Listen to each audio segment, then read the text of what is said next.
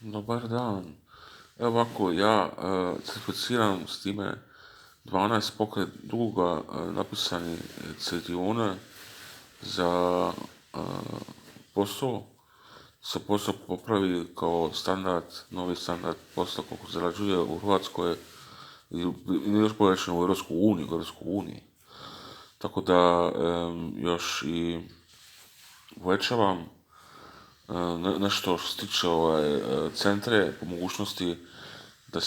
da se ljudi snađu bolje u životu i da imaš industrijsko networking. Da možeš kupiti stvari u forumu ili Mercatoru i opet želim potvrditi tu sumu 450 pokraj dugoga za forume i Mercatore, da se ni stvori kao, ili bolje kažem isto još cijenu, da se zna, recimo sa 65 pokraj dugog cilijuna može se postvoriti bolnice ili aerodrome,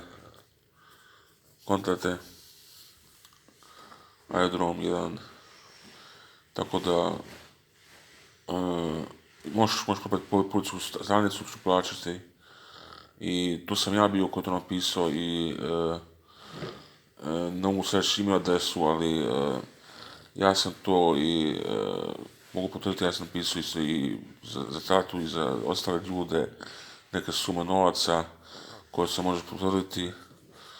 i opet ponovim 12 do 16 do 20 do 16 ciljene pogleda ugogama su ti u Europskoj uniji standard sada što se tiče isplate plaće